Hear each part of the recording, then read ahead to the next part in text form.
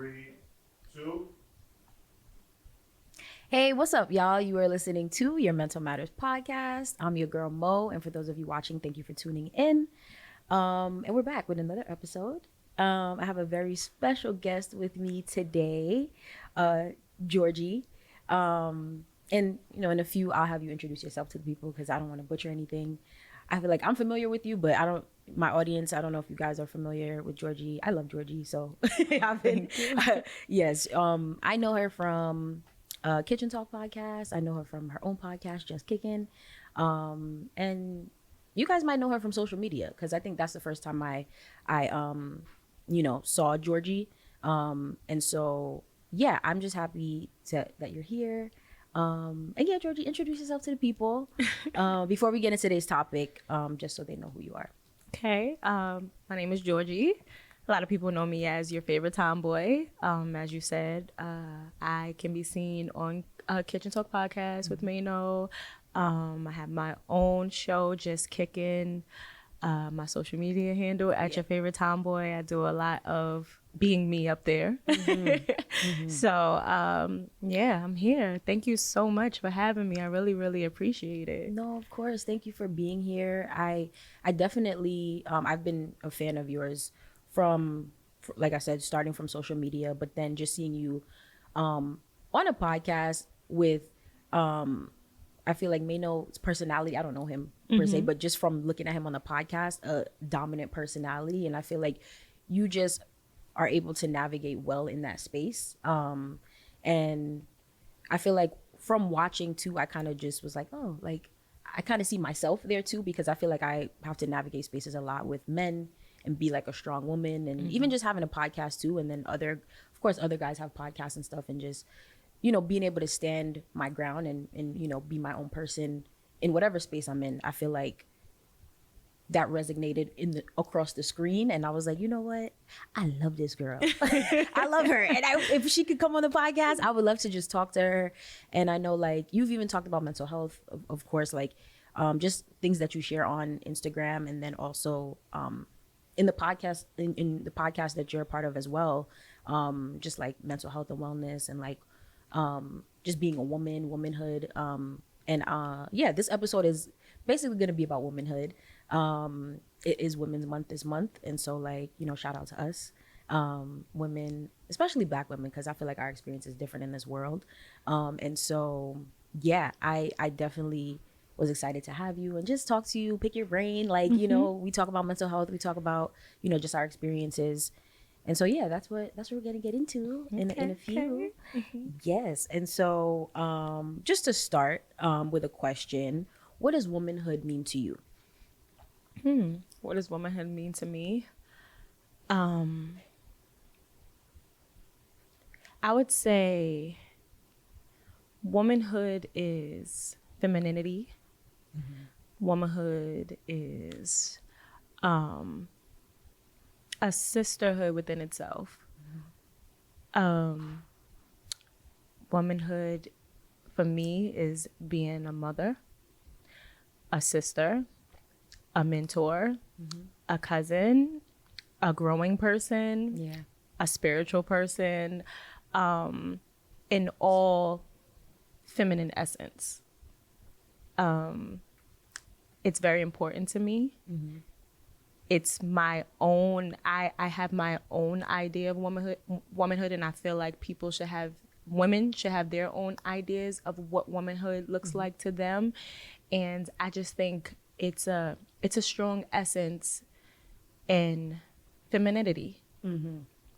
Absolutely. I agree with that. I think it just, with what you said, I feel like just unity, right? When I think of me personally, when I think of womanhood, I feel like unity, but then also at the same time, it's interesting because I come from a like background and household of like very strong women, like a matriarchy, like the men, like I feel like there's very little men in my family. There's a lot of women, and then the women were always just really, really strong, right? So I think like sometimes when you're like super strong as a woman, I feel like it's good to have other strong women around you and in your corner. But I feel like it can also be hard, right? Like in some instances, it can be hard because I don't know. Sometimes it's just hard, like some women just have different personalities or what have you, and then it just doesn't work. But like when I think of womanhood, I feel like I think of just unity and just like the importance of women sticking together, because only we know like our experience, you know, like. And so yeah, I agree with that point. Femininity for sure is a part of it, and motherhood for sure. Like I'm not a mom yet, so like I definitely like tip my hat off to other moms. Like I have friends who are mothers, and I'm like, whew. Like me thinking about myself as a mother. Oh, it's a lot. You know, like I don't know it's if a I lot, could and do I it. I have two boys. Yes. And it's see, I had a different experience growing up. My family is feminine based too. I have a lot of women around me, but I don't feel like they were strong. I felt like they relied a lot on men, and the men in my family wasn't many, but I feel like the men were the strong ones in my family. And I think their representation of strength poured out into my reputation of strength. But then as I've grown, I've turned that strength into my womanization, I guess, Yeah. or me being a woman in my own form. So I do feel like womanhood is unifying. Yep. But I also feel like you have to figure out what womanhood is to you individualistically or individually Yeah. before you can unite with others and relate to them, because you have to figure out your relationship between your womanhood and my womanhood. Because my motherhood is being a mom. Yeah. I mean, I said my motherhood. My womanhood is being a mom, but your womanhood is not. So how do we relate to each other? Right. You know, so what is it that we can we have similar values in?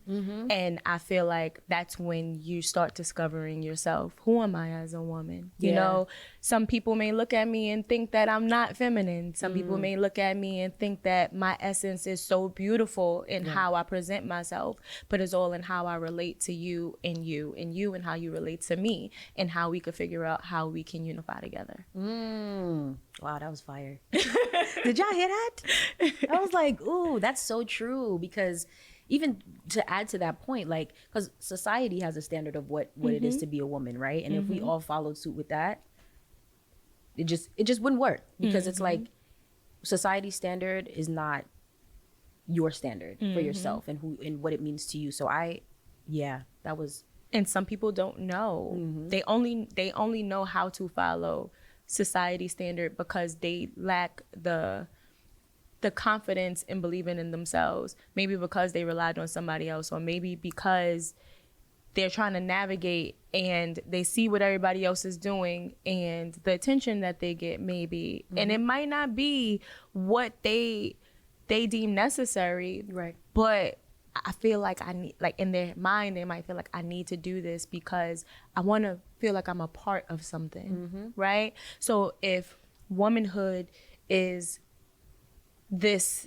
herd, I'm gonna just say, if womanhood is this herd and this is what they're doing and this is what society says womanhood is, then I must have to do that because I don't know how to think for myself. You know what I mean? But individually, I keep saying individualistically, but individually, if I just sit down and I just go over what I want, what I need for me. Yeah.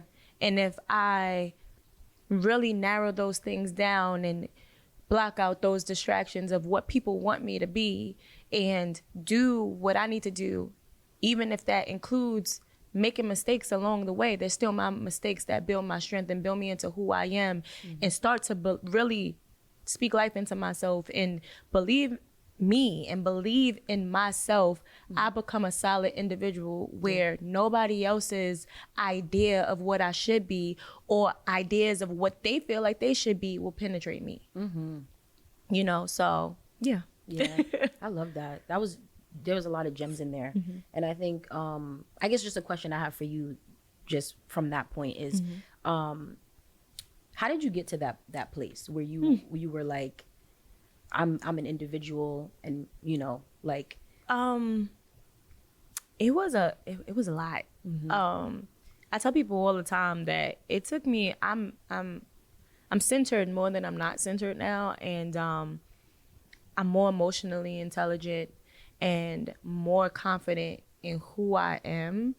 But it took me a long time to get here because I got scrutinized a lot for being different, not going with the herd, not going with the flow. And I questioned myself so many times along the way, like, why aren't you like this? Like, you know, society wants you to, as a woman and as a feminine woman, to dress the part, to wear the dresses, to wear the makeup, to have your hair done, to, you know, to carry yourself a certain type of way, to maneuver in rooms a certain type of way. And I was never that. Yeah. I don't speak when you tell me to speak. I That speak part. when I feel it's necessary to speak.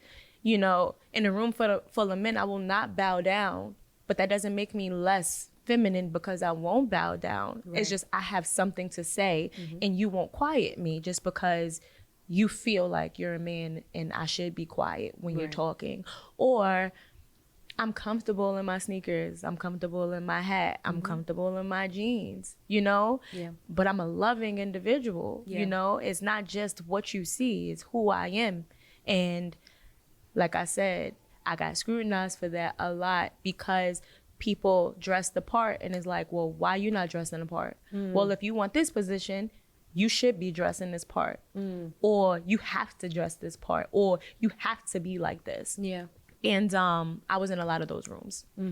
A lot of cries, Yeah. a lot of questions that I had to ask myself. And after a while, once I decided that I can't live for other people, because every single time I tried it somebody's way, it didn't work. Right. And after a while, you got to sit with yourself like, okay, something's wrong here. You tried it this way, you tried it that way, you tried it your mentor's way, you tried it this person's way, you tried it your mom's way, you tried it your dad's way, you tried it your sister's way, whatever. You tried it your best friend's way because you didn't understand. Yeah. You know, you was trying to figure it out. And I had to come to be like, okay, which way do you want to try it? Try it your way. Yeah. And every time I tried it my way, I felt more liberated. Every time I tried it my way, doors opened up because I owned it. Because I became confident in it. In the beginning, it wasn't so confident because it's like, what if somebody feels this? What if somebody judges me? What if you start worrying about those things? But the more confident you get in the decisions that you make and the mistakes that you make along the way and learning from those mistakes and believing in yourself and telling yourself, because how you speak to yourself is very important. Yeah. And telling yourself, I can do this, the more other people's voices mute and lower, and you become more stern in who you are, and nobody can't really project who they are onto you or who they want you to be. Right. So that's where that's just the story, the backstory. But it really was a lot of questions. It was a lot of cries. It was a lot of I don't knows. But then it became, you know what? Forget it. Let me try this. Yeah. Let me do this. At least I'd rather take the steps and it not go so well and feel at it than wonder, what if I did this and it didn't work out? Yeah. You know what I mean? I'd rather do it. Yep. So here I am Absolutely. today. I love that. I love that. And I feel like I could relate to some of what you shared too. I feel like at times I do feel that scrutiny because me personally, like I come from a Caribbean background, so that's a whole situation in and of itself. I get you. Where it's like, you know, there's expectations and there's like, you know, like do it this way. And so I feel like at a certain point I had to be like, I have one life and I have my life, so I have to live it. Like y'all did it y'all way and it worked out for you, but you never know. Like I may do something, you know, another way and it may work out for me. And so I feel like just that independence and that like autonomy, like that was important to me. Once I got to like I'm 25. Y'all know I'm 25, but my, you know, like once I got to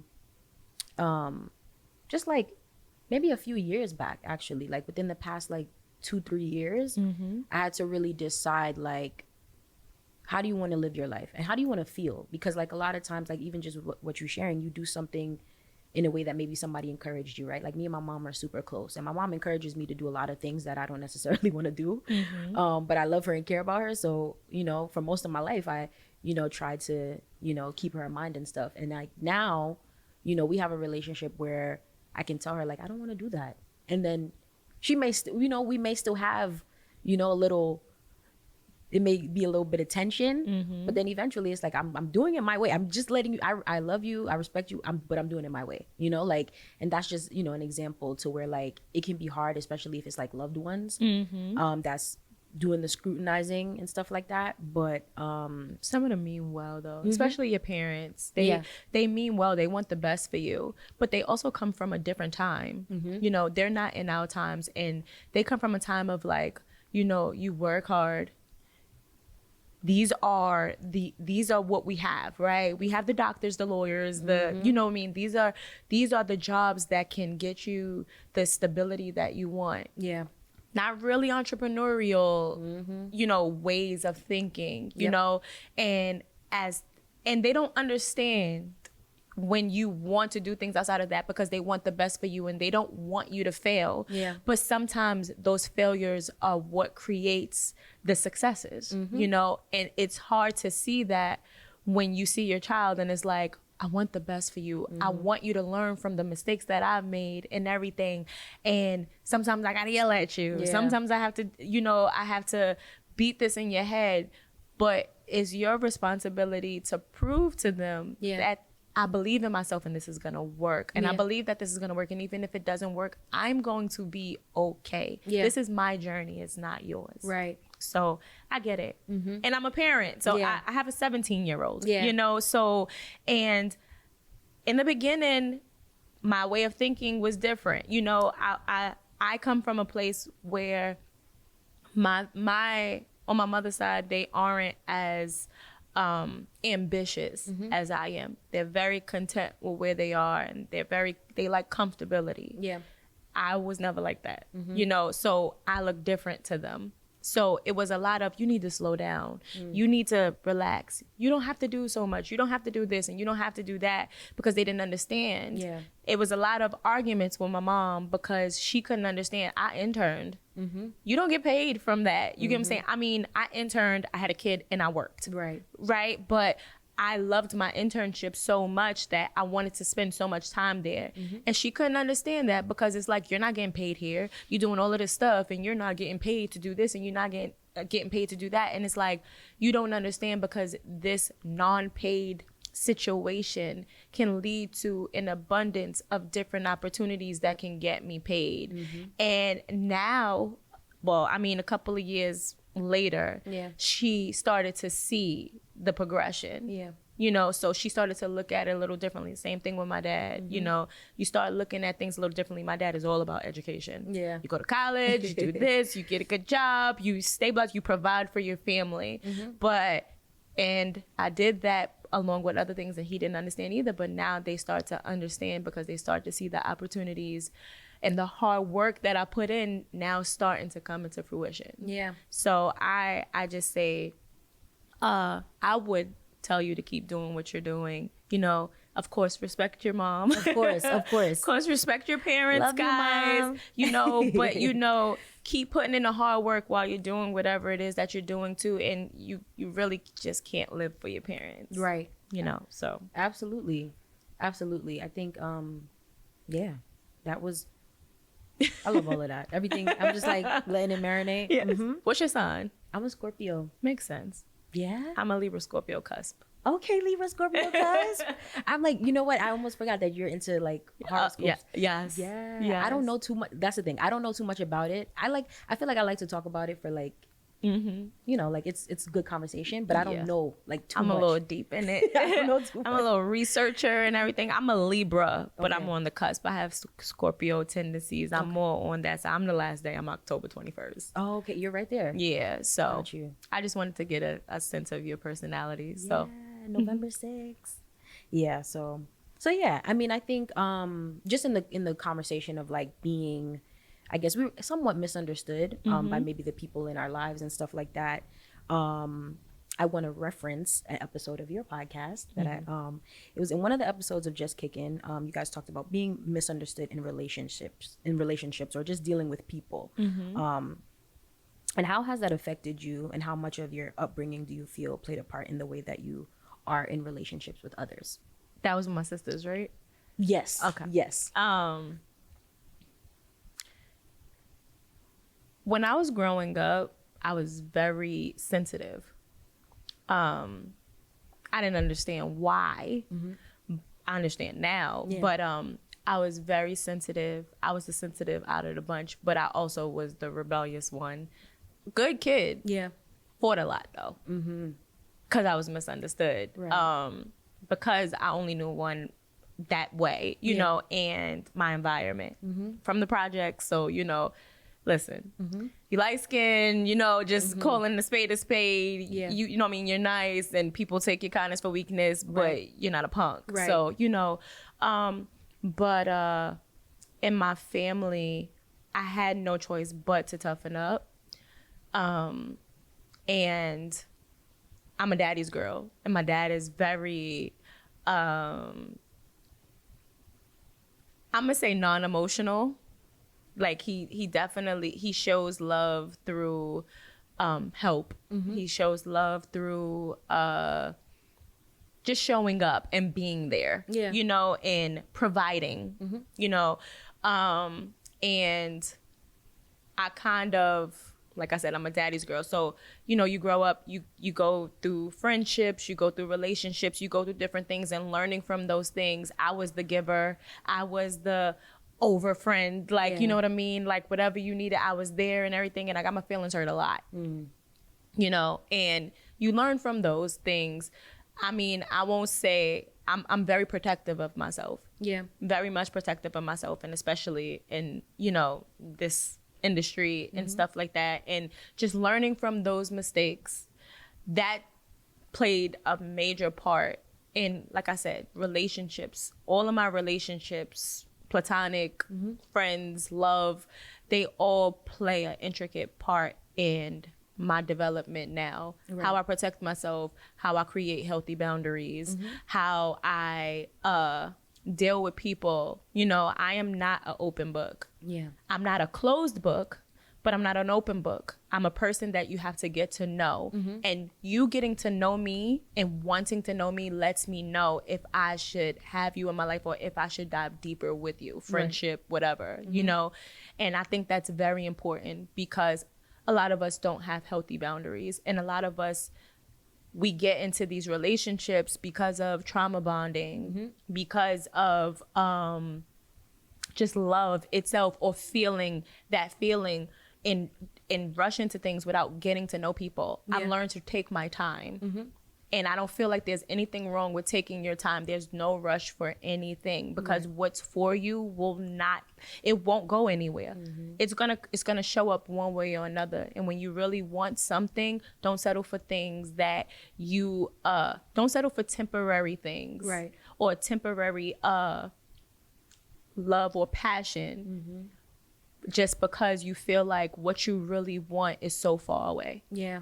because it's gonna come to you. Absolutely. So that's how it's played a major part. Just growing up, having to learn from those mistakes, having to learn from being a people pleaser. Yeah. You know, and that's a big thing, because you don't even realize that people pleasing usually comes from a lack somewhere or whatever, because you feel like you want to fill a void, or sometimes you want to, if protecting yourself, you want to stop somebody. You might nip something in the bud before you might want to nip something in the bud before they can hurt you. Like, Yeah. it's just things that you have to recognize. Yes. I read a lot too, so Yes. that helped a lot. Yeah.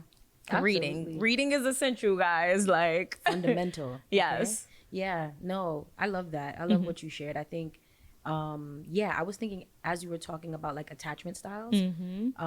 Yeah, a lot of times, you know, how people attach in relationship comes from their childhood, right? Like, and people don't know that. Like, attachment styles is something like fairly new that's been getting more popular, because they've created books about attachment styles and stuff. But just like in psychology, or, you know, that's something good to know, like for people to just check like their attachment style, because they have it, you know, broken down.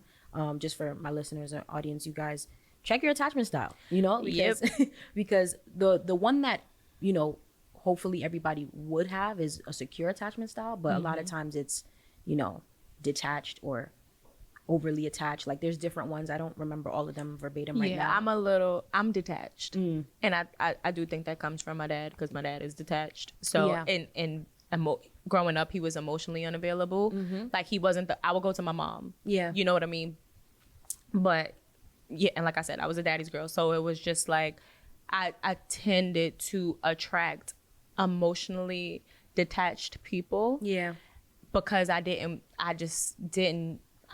not very like emotional. I am a loving person, but I'm Yeah. not very emotional. So that I had to learn that too as well. Like, and you know, sometimes when you like somebody, you compromise as well or whatever, but I need somebody to understand that because you realize that down the line, you might be like, okay, this might not be my thing, but I could give it a try and everything. And then it becomes a big thing because Yeah. you like that person, so you decided to accept certain things that later on become a problem. Yeah. Yeah. So attachment styles is definitely, you have people who are super attached and I can't deal with that. Yeah. Like I need space. I need lots and lots of space. I promise you, I'll be back. Like even if I go somewhere in my brain, like I promise you, I'm gonna come back. Yeah. You just have to give me that space because I'm gonna give it to you. So Yeah. gotta be mutual. Absolutely. Absolutely. And I think just something you mentioned about, oh no, I'm drawing a blank. Damn, it's gonna come back. If it comes back to me, I'll bring it back up. But yeah, okay. So yeah, something else I wanted to touch on was being the strong one. I think that was something else that was talked about a lot in just, you know, me watching Just Kicking and being the strong one. I think, you know, out of my friends, just in life, I feel like I'm the strong one, just because of my upbringing and just like, I don't know, I just honestly, I feel like that was just God just gave me that, like, yeah, this is what, you know, because and even just like me wanting to be in the mental health field, I knew from like middle school, 7th grade, that I wanted to be a psychologist, you know, and I kind of, my life path kind of just followed that. Like I just went straight through, went to college, you know, got my bachelor's in psych, and then went on to my math. Like it was just a thing where it was kind of like a straight line. And so I feel like in a way it was kind of like my calling. So even though like I accept being the strong one, at times like I get tired, you know, like I'm human just like everybody else, and I kind of want to put that down. But then it's like the minute I put it down, it's like, all right, I gotta pick it back up because things are going haywire around me, you know. So I for you, I know you mentioned being the strong one in your podcast. How is it for you? Like, how do you feel about being the strong one? Are there times where things have gotten really tough and you just was like, I can't be the strong one anymore? Like, how do you feel about it now?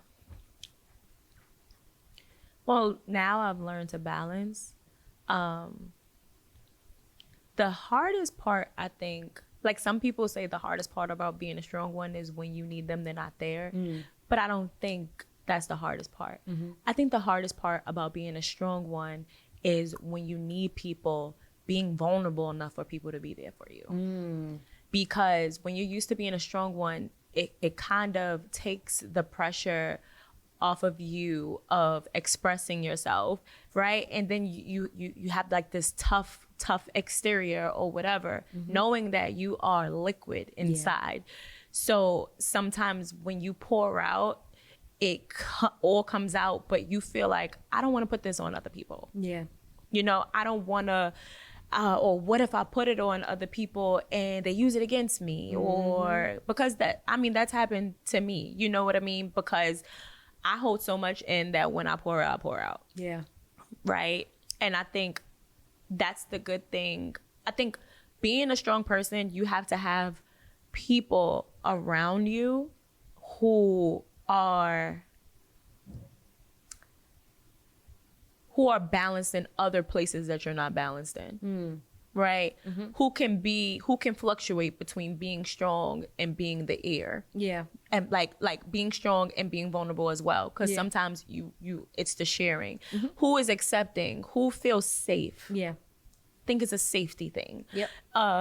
And now I feel like I know I can decipher who is my strong friend, because strong friends need strong friends. Yes. So I have a person and people, my sisters, they know they can come to me and I could be that ear, and I know I can come to them and be that ear. We know how to balance each other out. Yeah. I might not be able to go to my sister Candace about something very, very emotional, but I might be able to go to my sister Alana about it. But I could go to Candace when I need sound advice on a situation because it's weighing heavy on me, and she's able to be like, look at it from a logical perspective and be like, look, this is what it is and this is what it's not. And then I could go to my sister Alana and cry, or my sister Eliza, which is like a external sister, Yeah. and cry, or just voice how I really feel about something, like be completely vulnerable, Yeah. and she'll take it. Yeah. You know what I mean? And she'll let me know also, like, I can't do this right now because I need to get myself together, whatever. And I respect that so much, and I could do that to her. Right. Like, I'm going into my shell right now because I go into shells, and that's just me. Yeah. I'm going into my shell right now. You know, I'm just letting you know, if you need me, if you really need me, I'm there. But don't take it personally, because you know I go away for a little bit and I Right. come back. And I think that is what I learned, that the balance, the being able to be strong, but having a person or people that you can feel safe with. You need that safety net as a strong friend. Yeah. Or as a strong person. Yeah. So Absolutely. Gotta snap to that. Because, yeah. No, I feel that. I think, yeah, sometimes I feel like I've gone through a lot of things in friendship, just growing up. And so, at times I'm just like I feel like I'm very cool. Like I'm just cool across the board. So I can be cool with everyone. But then I'm just like, when it comes to having like real friends and stuff like that, like I feel like it's far and few. I'm not saying I don't have any, but it's just far and few. It's very like, I could count on one hand for sure. And I think I do struggle with like, you know, I don't want to, and I'm naturally very private. Like I'm a private person. I think having the podcast has allowed me space and room to be able to share and be more vulnerable and vocal about like just my experience. And so that's why like I love this, you know, just, you know, I appreciate, you know, just the journey with the podcast just on a personal level. But I think like I definitely utilize the podcast as my outlet. But then it's like, you know, talking to my friends, like sometimes I'm like, you know, and I also think sometimes I'm like, my friends see me in a certain way. So now if like it switches and now I'm like breaking down, I'm like, will that change the dynamic of the friendship? I feel like that's something that I deal with sometimes, with just being the strong friend, or, you know, or just even, I feel like people knowing that I'm in the mental health field, it's kind of like, they you got pull it. on you. Yeah. It's like, wait, you struggling with something? Like, at least that's the perception I get. But I'm like, maybe that's not what it is. Or even if that's what it is, I can show them something, another side of me. And it doesn't have to always be that I'm that way. So I think sometimes I wrestle with that, and I have to just talk to myself and be like, you're human. Like, it's fine, you know? But, you know, you sound like you're kind of like me, where it's like you're a loner. And loners struggle with other people, especially in like social settings.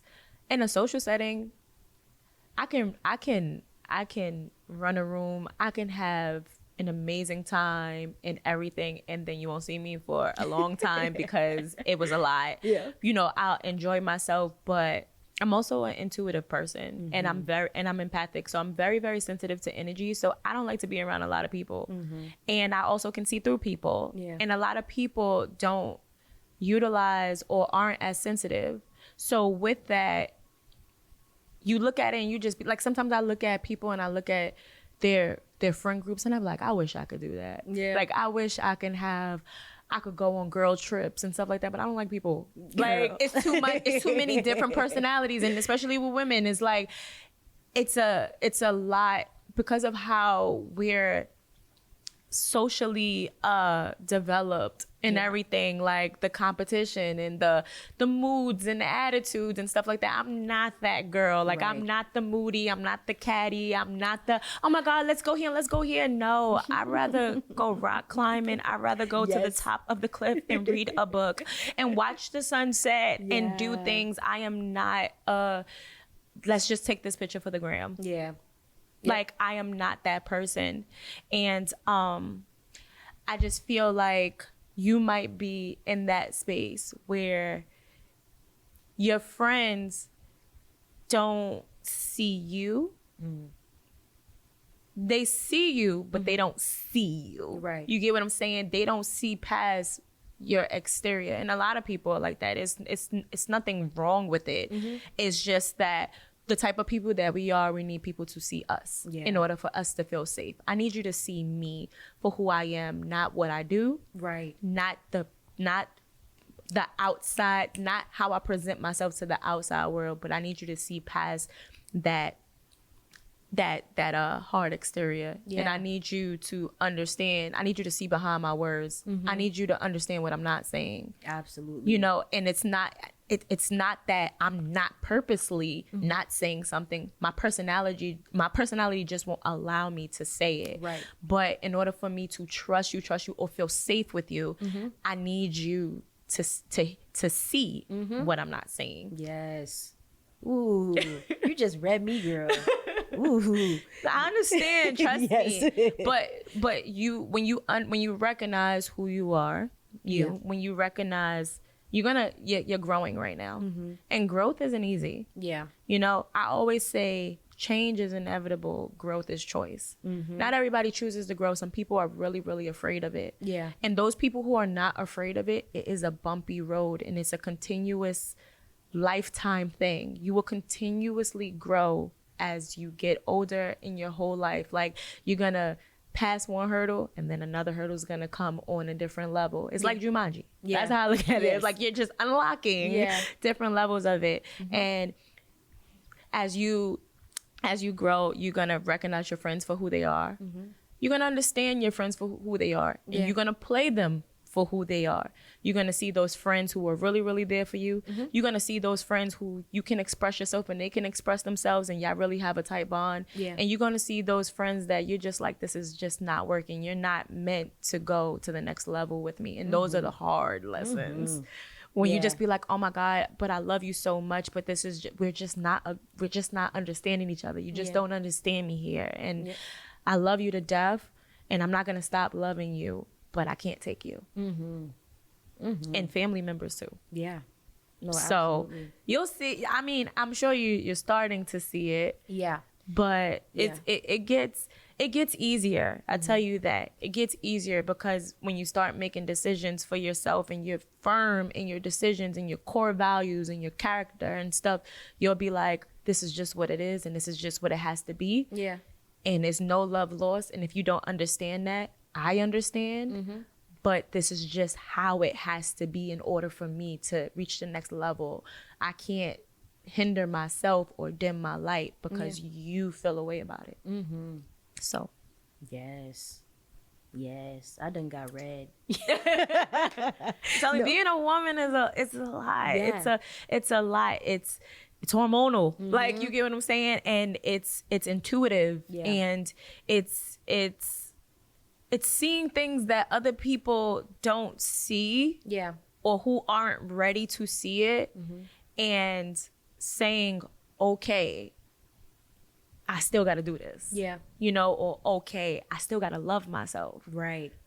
Yeah, I made that mistake and that person wasn't right for me, friendship wise or love wise, but I still got to keep going. Yeah. You know, and I can't beat myself up for it. I recognize the mistake. I made a mistake. I shouldn't feel guilty about this because this is a part of life and this is what builds me. This is what makes me into the stronger person that I am, and this is what drives my femininity. Yeah. Because you can't do this. Right. You know, you can't do it like I do it and I can't do it like you do it. That part. And I think, even just the differences I think we touched on earlier between like women and just being able to say like, we're different. I don't do it like you don't do it like me, but we have that thing still. And we still could do it together. Yes. Yes. We still could do it together. Absolutely. I think it's a beautiful thing. And I think that's why it's like, I mean, I wouldn't want to be anything other than a woman, especially a Black woman. Like, you know, like it's just like, and then when you add that piece, like that's a nuance in itself, like being just Black and being a woman, it's just, we're fire. You know, like I'll never, you know, and that's why I try so hard to like, you know, lift other women up, because I think it's very easy, especially like, and it's funny, you just talked about a girls trip, and I just came back from a trip that was so interesting. I can't do them. I was like, I don't get it, because I was like, I know it wasn't me. So I'm just like, but I think sometimes just from that trip, it was a learning lesson for me.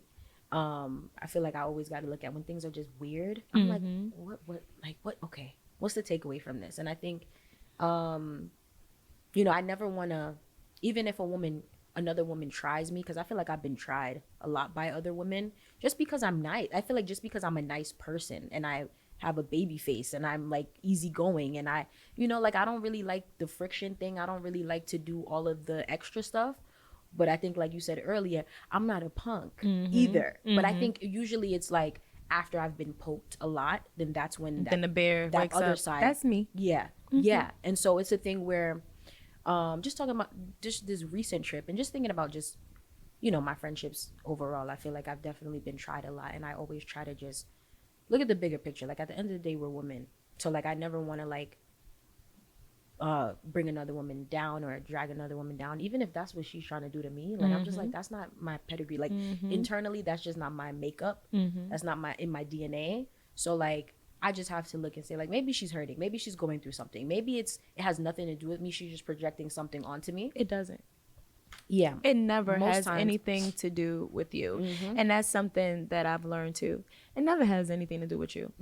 Whether it's a woman, whether it's a man, whoever. Yeah. It never has anything to do with you. Sometimes you remind people of what they are and what they are not. And that's something that I had to learn too. Because growing up, I was a fighter, right? I mean, all my life I had to fight, right? Like I was a fighter, and that was my trauma as well, because everybody always thought I was a troublemaker because I was so easy to fight. Like I didn't know, to this day, I still don't know how to argue. I could debate my ass off. Yeah. People don't understand the difference between debate and argument. I understand. Right? I can debate my ass off. Arguing, I'm not arguing with you, especially my peer. I'm not arguing with no woman. Yeah. Right? So it used to be, what are we doing? You want to fight? Like, if you want to fight, we could fight. Like that was my thing. And because of that, I got labeled a troublemaker, right? I always relate this because I understand Cardi B like crazy, and she's a Libra too, like me. Yes. But even like when you look at it, because people know that you are quick to fight, you start learning that people start nitpicking. People start doing stuff purposely or whatever, right? And they'll do things to poke you very passive aggressively. And then when you wake up, it's like, oh my God, look, this is what I'm talking about. Right. This is what we were talking about. She's such a troublemaker. She's such a fighter. And it's like, but everybody's seen me wake up, but nobody's seen who was poking me. Y'all didn't see her doing all of this, right? But the people who understand me know if I act out, what you do to her, because she don't act like that. Right. You know what I mean? And then you wind up trying to explain yourself because you look like the bad guy. Yeah. You know, and I went through that a lot, right? So that was one thing. So then I learned how to use sarcasm as a means to not fight, right? Because quite honestly, I'm grown, but I feel like I've earned my stripes already. We're not gonna do this. Like this is not what's happening. Yeah. Like how you think it's gonna go is not how it's gonna go. that way. So let's not even do this. I'm gonna just let you think about it. I'm gonna walk away because I can. Yeah. I don't feel like a punk anymore if I walk away from this, or give you a minute. I ain't gonna say walk away because it's still hard for me to walk away. I'm gonna give you a minute to decipher what's happening here, and then I'm gonna come back, because I'm not going back down. Right. But I'm not going attack you either. Yeah. You get what I'm saying? And then you go through that, right? So then once you start being confident in that, then people will start doing little other things to trigger you. So then this is another lesson that you have to learn. So with me, I used to try to avoid the situation so that I don't have to deal with it. So because I know there's no middle ground with me. It's black or it's white. Right. I'm either not gonna go there or I'm taking it all the way. Right. And my sister, Candace, she actually recently, because I had a little situation that I was just like, I don't know how to handle this. Yeah.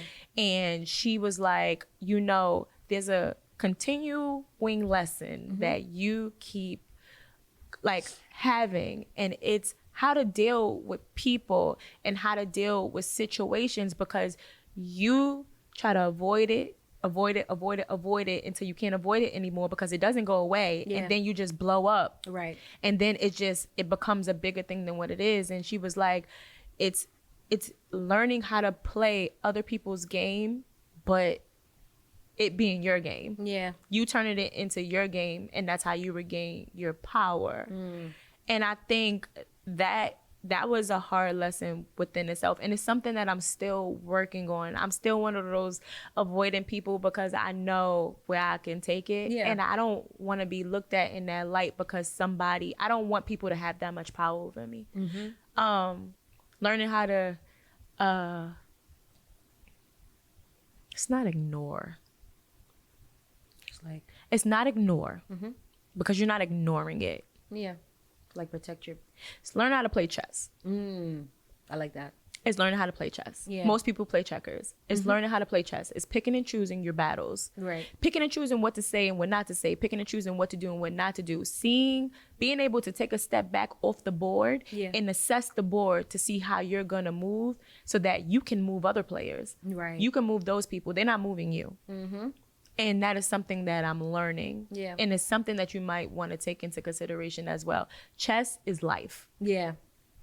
And once you learn how to maneuver, once you realize in situations or with people who they are on that board, it's easier for you to control that board. Yeah. So I love that.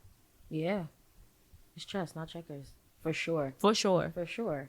I think I think just with talking about with this topic, I feel like I'm thinking about like just conflict. I feel like what we're talking about really is conflict. Yeah. Among women, or if you guys. Women is it's hard for me.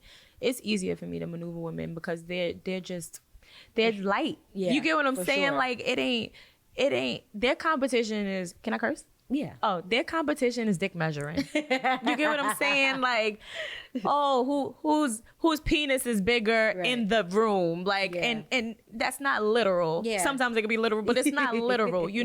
What women is competition. Yeah. It's gossip. It's I don't like her because she got something that I want, or she might get the attention that I want from this person, because a lot of, quite honestly, we're conditioned to be wanted, and we're conditioned to how a man views us. Yeah.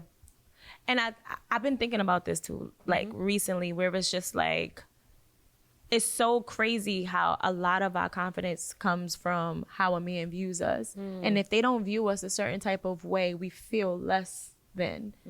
I think we're getting out of that now. Like, I think we're slowly but surely getting out of that. And like, not that we don't need men, because everybody plays a role in life, you know what I mean?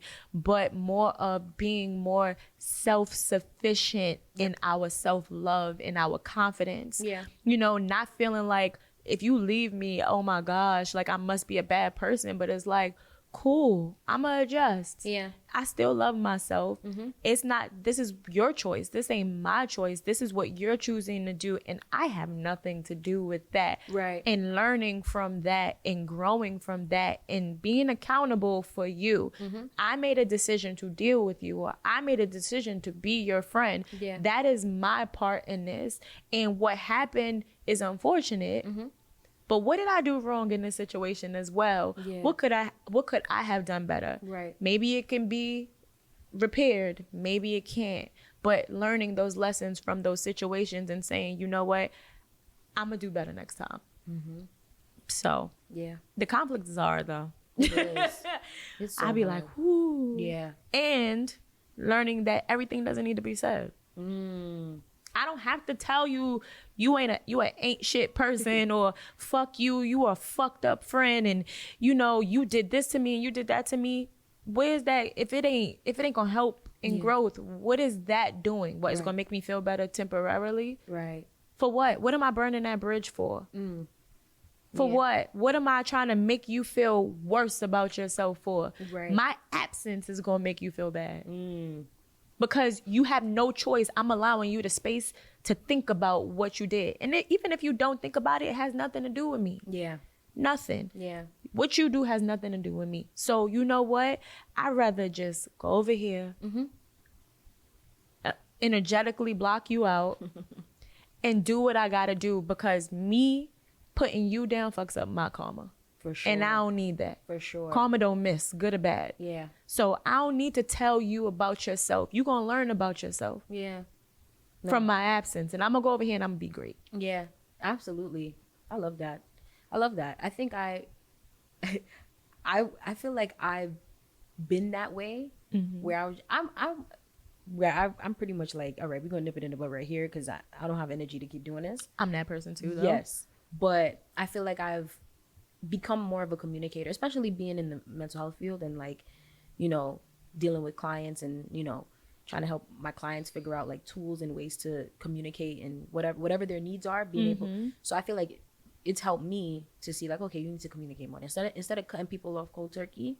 Communicate. But if I feel like if I communicate and nothing comes out of it, then that's when it's like, all right, yeah, you know, we're gonna seal the deal. We gonna I don't like gray areas either. If I feel tension, I'm sorry, is there an issue? Like, can we talk about it? If you don't want to talk about it, I did my part. Yes, I can't do nothing. I did my part. I'm not gonna force any situation. I did my part. And some people, unfortunately, they want you to. They feel validated when you overdo. You know what I mean? And they feel validated when you they want to feel important in your life sometimes. They do. They want to feel important. So when you got an attitude with them, when you're mad at them, they could talk about it. For sure. You know what I mean? Oh, I got to her. Because misery loves company. For sure. So when I did my part. Is there an issue? If you say no, I ain't gonna try to pull it out of you. You know what I mean? Right.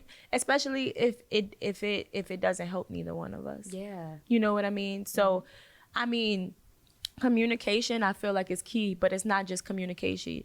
Communication is healthy communication. Yeah. It's respectful communication. You know, I don't have to be mean. Yeah. I could be stern. Yeah. But I don't have to be mean to you. It's like, I want you to hear me. And sometimes when you use certain words, it sounds like an attack, and then people automatically stop hearing you. Yeah. You know, so trust. Love it. As a woman, what do you feel like is one of the toughest things that you've had to deal with in your life, or just one of the hardest things about being a woman currently? One of the hardest things, having a period now. Just like, I mean, it's a lot. Them hormones. Yeah. Absolutely. That time of the month is real. The feelings, the emotions that I really struggle with my and I get PMS very, very bad. It's hard to deal with those emotions, but I recognize when it's coming. I know when it's PMS. But I'ma say my strong-mindedness and my unorthodox way of doing things, or my unorthodox way of being, especially being around men. Yeah. I won't say I could say being in a man's world because it's business, but and I'm surrounded by a lot of men. I think the hardest part is them I won't say intimidated. I'll say them being okay with my character. Because sometimes it becomes a battle, and then it goes from becoming a battle to kind of trying to make me feel inferior because they feel like they need to have a sense of power over me. Like I said, a place, like women have a place. Yes. And I don't have a place. Right. My place is wherever I go. That part. You know, like, and I'm not going to overstep you. I'm not going to try to overpower you. So don't try to overpower me because you feel like I don't listen or you feel like I shouldn't be speaking. Don't try to demean my thoughts or my perspective. Yeah. Because it's out of your comfort zone. Right. So I think that has been the hardest thing. Just me, just not being what society thinks I should be. Yeah. What men think I should be. What women think I should be. You know, yeah. I think that's the hardest part. Yeah. Just being misunderstood. That's really what it is. Just being misunderstood because people think they know you when they don't. Yeah. So. For sure. Absolutely. With men, I feel like their egos are so delicate and fragile that, like, it's fragile. Anything. It's very fragile. Yeah. Yeah. Anything remotely, like, seemingly threatening to their ego, or, you know, like, even though that's not what it is. That's not what it is at all. It's never what it is. It's just you being confident in who you are. Exactly. But they feel like it's a threat to their ego, and then you become the problem. Yeah. But I've learned to be okay with becoming, the more confident I am, is like, oh, I'm the problem? Okay. Yeah. I'm the villain? Okay. Yeah. There is nothing that you can say. There is nothing that you can do that's going to make me feel like I did something wrong when I know that my intentions are good. As long as I know my intentions are good, I don't give a fuck what you say. That part. Yeah. Oh, well. Yeah. You the problem? Okay. Because I didn't do what you asked me to do. Yeah. Because I won't let you manipulate me. Because I won't let you try to run my life. Okay. Yeah. Okay is a complete sentence, and it ends with a period every time. That's it. I love that. And yes, I did want to just touch on just your spiritual journey, because I know that's something that, you know, has come up just in me watching you on the podcast and stuff. Just your spiritual journey. How important is that spiritual journey for you, and, like, how did you start your spiritual journey? How did it come about? My spiritual journey is very, very important to me, and it's so important to me that I keep most of it to myself. Yeah. Right? But I express my thoughts and the things that I come up with, maybe things that I've gone through, or maybe things that, you know, maybe other people are going through. I express it through encouraging, motivational words, and I like to help people. I love to help people, and I feel like my journey is my way, is my purpose of helping people. I feel better when I know that at least I touch one person. Yeah. You know, how it came about. From what I remember, I don't think this is how it came about, but this is when I recognized the change. Is like my journey is very traumatic. Like, I was a workaholic. Like I told you, I worked, I interned, I had a kid. Yeah. I was going to school. I was doing a lot. Yeah. And it was a point where I didn't have any time. Like, I hated being in the house. I needed to do something. Like, I needed to do something. If it was too much space in my schedule, I was filling it up with some type of activity. Yeah. Right. And it was always work. Like it was always work. I'm still like that, but I've learned how to take time to myself. I love being alone now. Yeah. And that all came crashing down. I lost my job. It's like 2009, right? And it happened out of nowhere, and I did not know what to do. Yeah. Like I was depressed. I didn't realize it. Now that I think about it, I was depressed. I wasn't sleeping. I was suffering from insomnia. I didn't know what to do. I didn't know how. It was like, this is all I know, like, is to work in this, and I don't have no backup plan. And I have a kid, and I have bills. I live by myself, you know, like, how am I gonna pay my bills? Yeah. And I was also living for other people. I was working for other people. I wasn't doing anything for me. I was helping, overly helping. And I had to learn how to be alone. I had to learn how to get myself out of that dark place. Yeah. I had to learn how to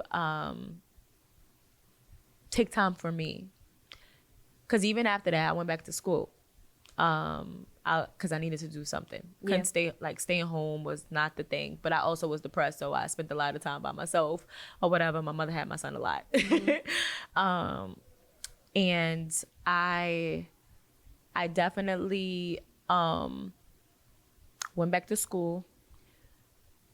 And then within that, I realized that I needed to get my life together. Yeah. You know, not other people's lives, because I was assisting, I was interning, and I was getting everybody else's life together and not mine. I needed to get my life together. And in the midst of that, God was with me. I'm gonna just say that. I'm not religious, but I do believe in God. Yeah. And he was with me through the whole, like, he ain't let me fall. Yeah. I fell, but he ain't let me break, should I say. And I started getting myself together.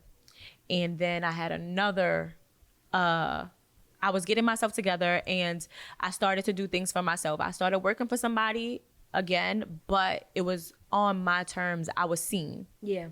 Like, I was seen for who I was. It wasn't me going to people like, let me work. It was them saying, I want you to work for me. Like, I see the potential in you or whatever. And I was working for them, but on my terms. And I was also doing things for myself. Yeah. I'm still a songwriter, but like, you know, I did a lot of entertainment stuff, but I started writing songs for me. I tried the artist thing, you know what I mean? I was just getting myself together.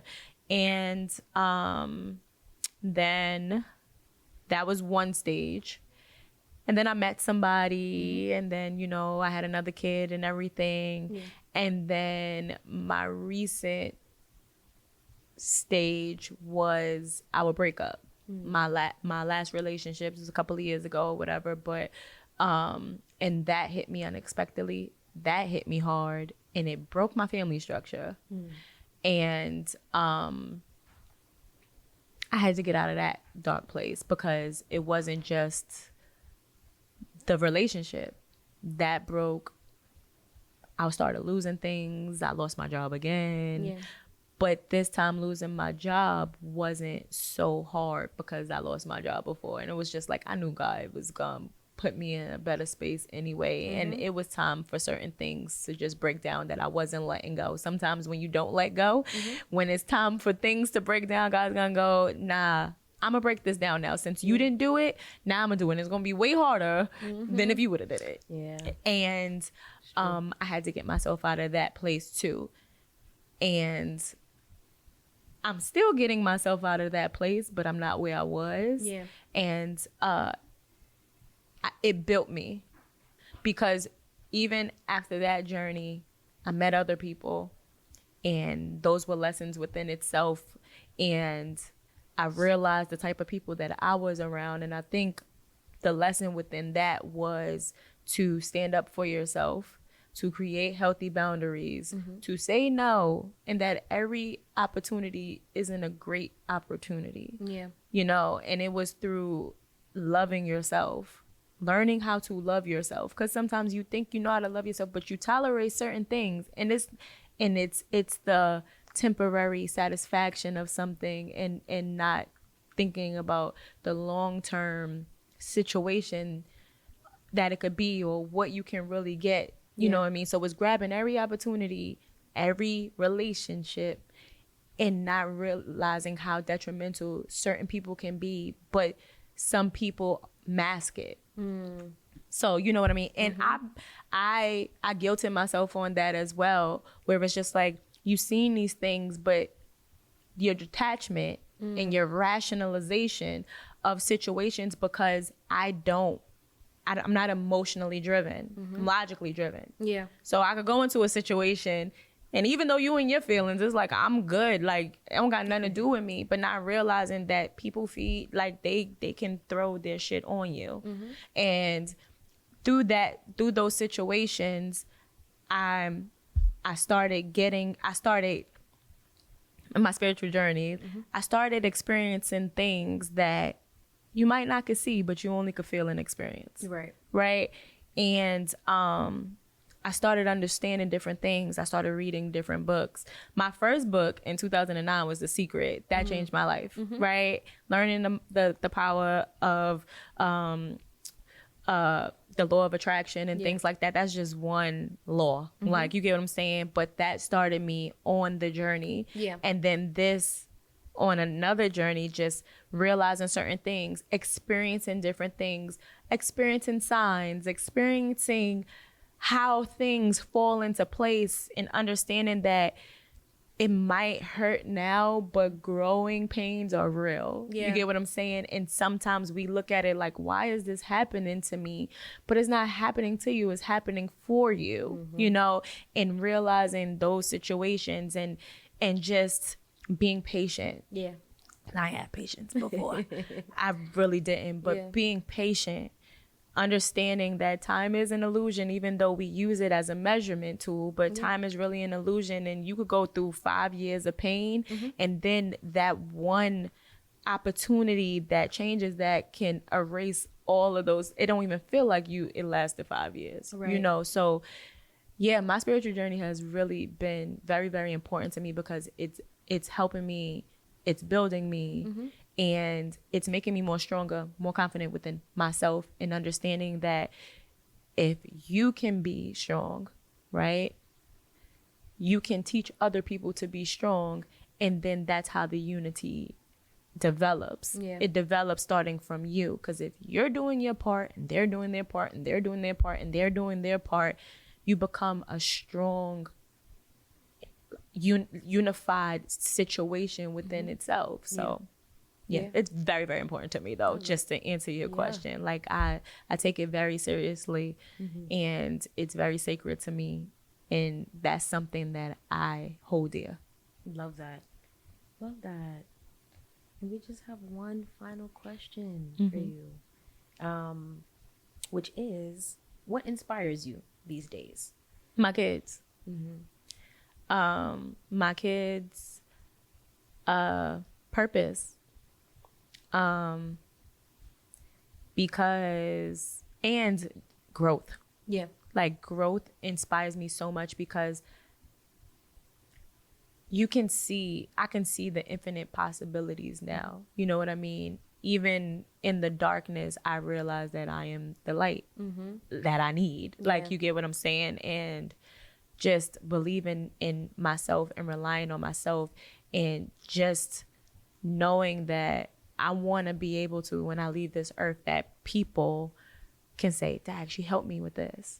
She helped me do that. My kids are understanding, you know what I mean? Instilling certain things in them that they might not get now, but you'll get later. Yeah. You know what I mean? And that really just keeps me going, because I know that there are people out there. I might not touch everybody, but I'm going to touch at least one person. Right. And that's all I need.